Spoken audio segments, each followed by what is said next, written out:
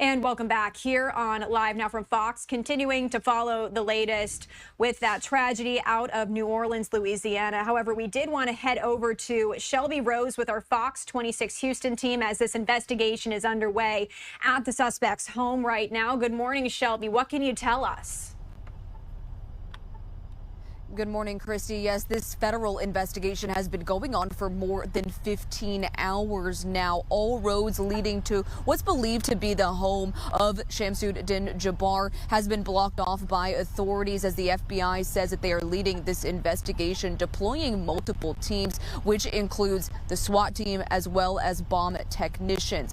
Now, what we know about Jabbar, it's limited at the moment. We're still gathering information, but in a video that he posted online about promoting his real estate business, he says that he is from Beaumont, Texas, which is a city east of Houston, but relocated to the Houston area where he currently lives. We also know that he is a veteran of our military, also has a little bit of a criminal background. That includes being arrested for theft in 2002 and driving without a license in 2005.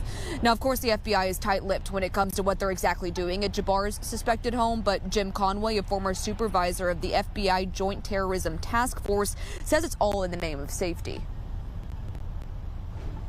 Leads beget leads. These investigations become exponential over a period of time. And what they have determined is where he lives and where he currently resides, vehicles he's associated with, and every aspect of his life is going to be scrubbed and investigated to make sure that they're covering any and all leads that could lead to anything else that would pose a danger to public safety in the United States or overseas.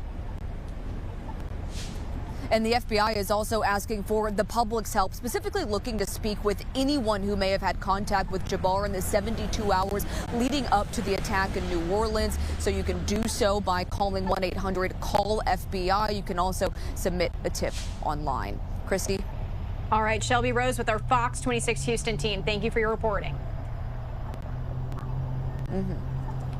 All right, and I actually do want to play out some 4-minute remarks from President Joe Biden. As we did hear yesterday, he commented on this attack in New Orleans. He also commented on that Tesla Cybertruck that blew up outside of President-elect Donald Trump's hotel in Las Vegas. I do want to head over there and play those out for you right now.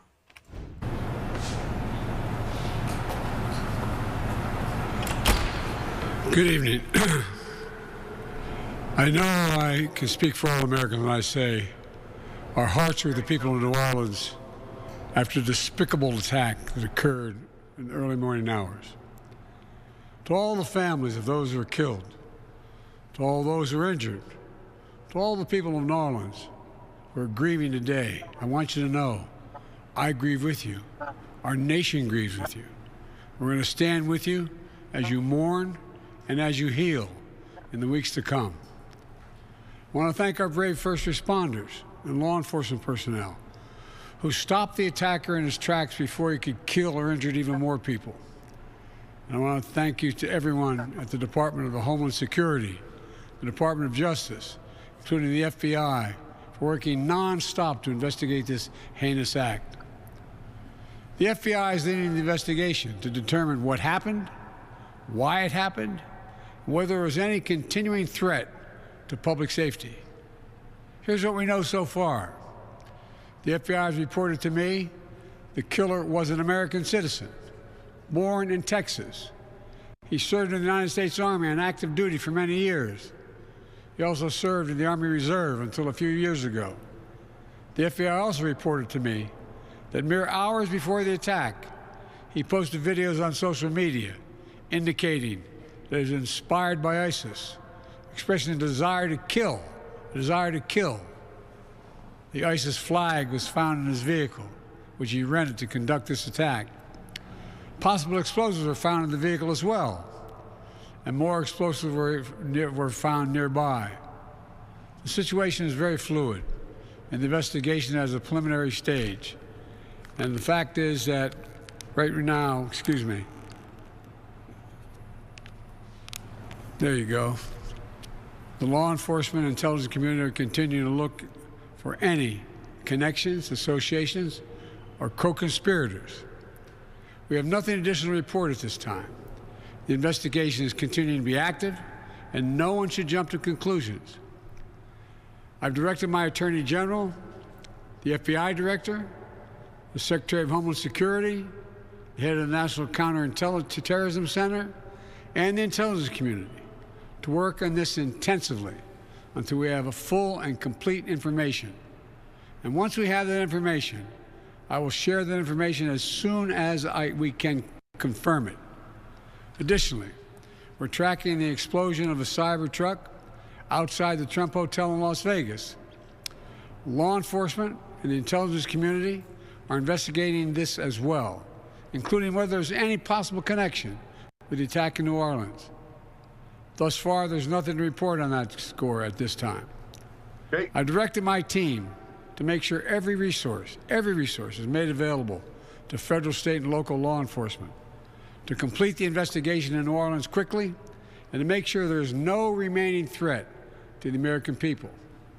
And we'll support the people of New Orleans as they begin the hard work of healing. New Orleans is a place unlike any other place in the world. It's a city full of charm and joy. So many people around the world love New Orleans because of its history, its culture, and above all, its people. So I know, while this person committed a terrible assault on the city, the spirit of our New Orleans will never, never, never be defeated. It always will shine forth. We've seen that time and time again throughout its history. And I know we'll see it again in the days and weeks ahead. May God bless the people of New Orleans. May God bless our police and our first responders. May God protect our troops. And we'll keep you fully, contemporaneously informed. Thank you. Again, those remarks yesterday from President Joe Biden commenting on these two instances here, both in New Orleans as well as Las Vegas. And we did hear officials saying they do believe these are isolated incidents at this time. But I do want to pivot back to this story out of New Orleans after we are learning here that this driver of a pickup truck sped through a crowd of people that were gathered to celebrate this all happening in the French Quarter District in New Orleans on Bourbon Street. What we know now, 15 people dead, 30 injured. And we also do know that the FBI says the driver was 42-year-old Shamsud-Din Jabbar. He was a U.S. citizen and an Army veteran from Texas. The FBI is investigating the attack as an act of terrorism and said it does not believe that he acted alone. So I do want to bring in a friend of the show right now, Lieutenant Randy Sutton. He has been so gracious to join us here on LiveNOW yesterday throughout the night, breaking all of this down for us. Thank you for coming back. My question for you right now, what I just said, the FBI doesn't believe he acted alone. So what steps come next in determining who these other people were? You can bet that there is a massive amount of intelligence being gathered from the surveillance videos that are all over the city. They did, from my understanding, they did locate, or when I say locate, they identified that there were 3 other individuals, I believe, 3 males and a female, that were seen with devices, dropping devices off in various parts of the French Quarter. That's really disturbing. The fact that there are more people involved in this conspiracy to kill. What they're doing now is trying to identify these individuals. They'll do that with the video surveillance that they have, with boots on the ground, doing extensive witness interviews, trying to determine the identity. They'll also be utilizing any of the devices that were found on the search warrants that are being done on the residence and whatever other property. But you never know. You may have a storage unit. Whatever they can identify belonging to this suspect, they will be trying to gather information as to his co-conspirators. And that's going to be a #1 priority of this investigation right now. Another big question here, motive, right? We still don't have an answer to that. What we do know is Jabbar was having financial problems when separating from his ex-wife. But how is the FBI working now to figure out what exactly that motive was? And when do you think we can get some answers on that? Well, they're scrubbing his social media. He did make posts on social media, which will be very reflective of what his mindset was, and I think they'll probably get a lot of information from that. Also from his devices, from reading materials that they'll obtain from his residence and from his devices to try and determine exactly what his motivation was. I don't think we need to be rocket scientists to figure out what the motivation was. You don't put a black ISIS flag on a vehicle and mow down innocent people unless you have a strong motivation, and you're demonstrating that motivation through the demonstration of the black flag of ISIS. This is pure evil, what we have just observed. We have a sick individual who was basically a loser in life from everything that I am ascertaining about him. And instead of putting his life together, he decides to take out the lives of other people who are enjoying their lives, enjoying their existence, and contributing to America. This was an attack on America. And what I find to be so interesting, something that officials said in this press briefing just yesterday, is that this man went around the barriers that police had set up. They did have precautions in place. And with Mardi Gras just in about, 2 months here, what is the safety protocol going to look like? How can law enforcement move forward when really they were putting in precautions? They did have people there. How do they make this safer as the city looks to host Mardi Gras? Yeah, they're going to be doing a complete security survey and determination of how to move forward with their hard blocking of these streets. They were in the midst of doing some major renovations when it came down to the security aspects, but they didn't finish the job. And now they're going to have to really look at it from a fresh perspective, now that this experience has taken place, and determine if even what they had put into place, if it had been all working correctly, would it have been sufficient?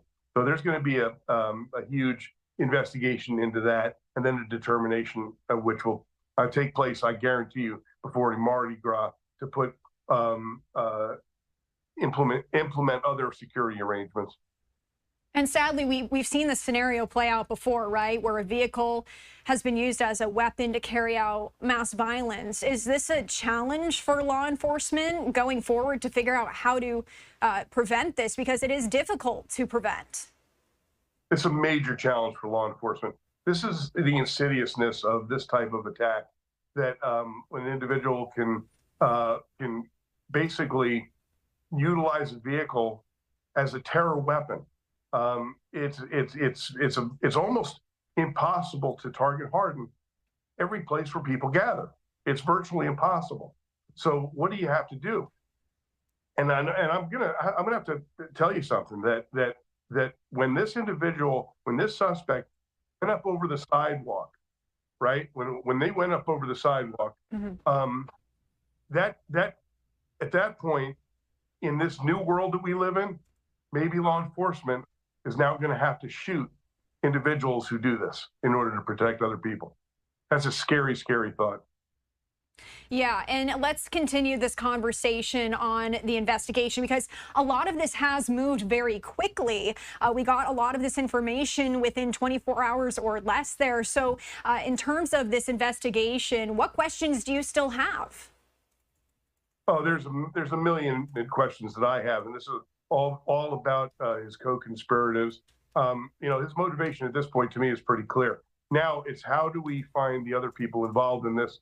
Where does it go internationally? If there wasn't, I do believe that there was an international aspect to this. And let's bring these evil human beings to justice. I did also want to pivot to this other story that we have been following. I'm going to pull up some image of it here right now. This Tesla Cybertruck that exploded outside of President-elect Donald Trump's hotel yesterday. Now, officials are saying they believe it was an isolated incident, but it is being investigated as a possible act of terrorism. Given your background, Lieutenant Sutton, from this law enforcement perspective, when you have these back-to-back instances happening within hours of each other on the same day, does that signal any alarm bells in terms of, do we need to start looking into whether these are tied together? What does that process look like behind the scenes? Yeah, there's no doubt in my mind that this is another intentional act. I do fully believe this was an act of terrorism. This vehicle was loaded with fireworks, major fireworks, gasoline, and gas canisters. This was a suicide bomb. They're not saying that yet, but this has every indication of that. The fact that it was a Tesla being blown up in front of the Trump Hotel, that you don't have to be that creative in order to figure out what the symbolism is here. And then now it's be advised that those two vehicles that were utilized were rented by the same company, from the same company, a very obscure company out of Colorado. The suspect who was killed in the car bombing was from Colorado Springs, and I just read a report before we were coming on the air that they may have served in the same Army unit. So there's a lot to unpack here. Right. And one of the last things here, as you're touching on, there is concern that maybe there was some political motivation here. That's not confirmed, but they are saying that that is something to look into because it did happen in front of the Trump Tower. It was Tesla. We know that Elon Musk is working with President-elect Donald Trump. In terms of security, if you could speak to this, we are leading up to Inauguration Day. What does that security increase look like for President-elect Donald Trump? There will never be as much security ever in a presidential inauguration as there will be here in this presidential inauguration. There will be massive amounts of security, and it will take a massive amount of manpower and technology to make this safe for him. They will stop at nothing to stop this presidency. All right. Lieutenant Randy Sutton, appreciate you always joining us here on Live Now from Fox, as this is a fluid developing story. We appreciate you. Thank you.